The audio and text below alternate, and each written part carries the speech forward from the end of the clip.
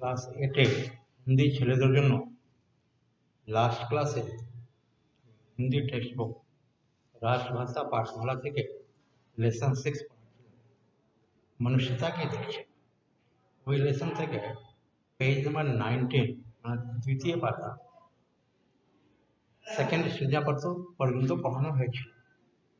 আজকে এই ক্লাসে আমি তারপর থেকে আবার পড়াচ্ছি। আমি রিডিং দিচ্ছি, তোমরা রিডিংগুলো শুনবে, বই খুলবে, পেজ नंबर 19 और उच्चारणগুলো ধরবে। लास्ट क्लासे पढ़िएছিলাম मैं अपने घर पहुंचते ही आपका घोड़ा वापस कर दूंगा। এটা मुसाफिर किसान के बोल, जब आप अपना घोड़ा मुझे दे दीजिए, मैं सफर से बहुत थक गया हूँ, मेरा घर यहाँ से 10 मील दूर है, मैं आपका घोड़ा लेकर अपने घर जा रहा हूँ, घर पहुँचते ही फिर मैं आपका घोड़ा वापस कर दूँगा। तो दूर पर्यंत लास्ट पढ़ाনো হয়েছিল। আজকে আমি তারপর থেকে পড়ব। किसान इनकार करना नहीं जानता था, उसने तुरंत घोड़े पर जीन कसकर डाकू को उस पर सवार करा दिया। घोड़े के पीठ पर बैठने का आसन लगा दिया और उस पर उस मुसाफिर को, उस डाकू को बैठा दिया। डाकू घोड़े को लेकर न मालूम किस तरफ चला। किसान इतना भले मानस था, उसमें इतनी मानवता भरी हुई थी, इतनी इंसानियत भरी हुई थी कि वो किसी को भी इनकार नहीं करता था, किसी बात को भी इनकार नहीं करता था। वह मुसाफिर, वह डाकू मुसाफिर के वेश में किसान के घर रुका हुआ था। वह किसान के घोड़े को मांगता है, किसान उसे अस्वीकार नहीं करता है और वह घोड़े पर आसन लगाकर, जीन लगाकर उस पर किसान को बैठा देता है। किसान उसके घोड़े को लेकर न जाने किधर चला जाता है। जब कई रोज तक घोड़ा वापस नहीं आया तो किसान ने सब्र कर लिया। सब्र माने संतुष्टि, संतोष, सेटिस्फैक्शन। किसान का घोड़ा वह डाकू अपने साथ ले गया और यह कहकर ले गया कि मैं घर पहुंचते ही आपका घोड़ा आपको वापस कर दूंगा। लेकिन कई दिनों तक, बहुत दिनों तक जब वह डाकू किसान का घोड़ा वापस नहीं किया तो किसान संतोष कर लिया। वह समझ गया अब मैं अपना घोड़ा वापस नहीं पाऊंगा। उसने समझ लिया कि घोड़ा हाथ से चला गया। वह, उसको यह विश्वास हो गया कि मेरा घोड़ा मेरे हाथ से निकल गया, अब यह मुझे पुनः वापस नहीं मिलेगा। अतः उसने उसका ख्याल ही बिल्कुल छोड़ दिया।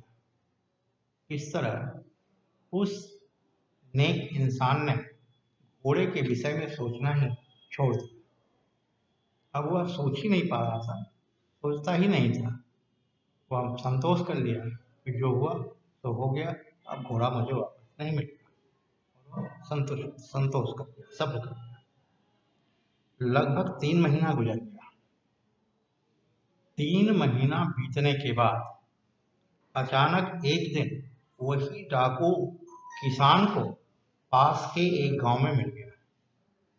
3 महीने के बाद वही डाकू जो किसान का घोड़ा अपने साथ ले गया था, यह कहकर घर पहुंचते ही मैं आपका घोड़ा आपको वापस कर दूंगा, और वह वापस नहीं किया। 3 महीने के बाद वही डाकू उस किसान को एक पास वाले गांव में मिलता है।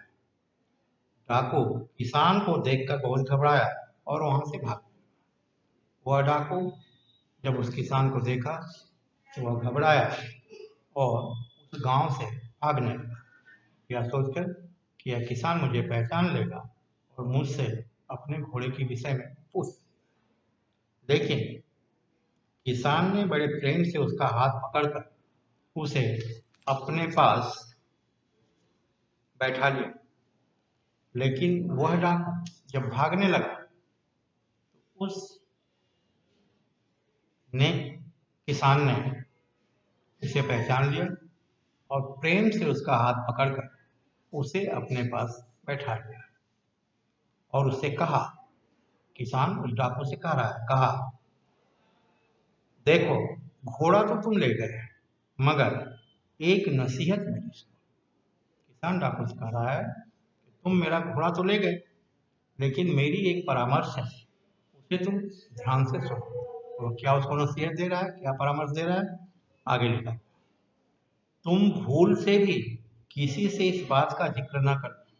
किसान डाकू से कह रहा है कि तुम भूल कर भी किसी व्यक्ति से, किसी भी आदमी से इस बात की चर्चा मत करना कि मैं एक किसान का घोड़ा झूठ बोलकर लेकर चला आया और उसे वापस नहीं किया। क्यों ऐसा किसान कह रहा है डाकू से?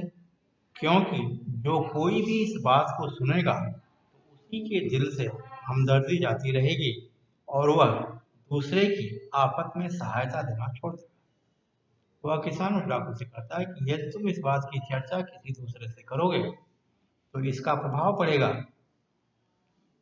किसी के मन में किसी दूसरे के प्रति जो सहानुभूति होती है, हमदर्दी होती है, वह समाप्त हो जाएगी और किसी दूसरे की विपत्ति में, आफत में कोई भी व्यक्ति दूसरे की सहायता नहीं करेगा। इससे मानवता, इंसानियत का नुकसान हो। मनुष्यता के लिए यह बहुत ही खतरे की चीज है। कह रहा है कि इंसानियत के लिए, मनुष्यता के लिए यह बहुत ही कष्टदायक होगा, खतरे की।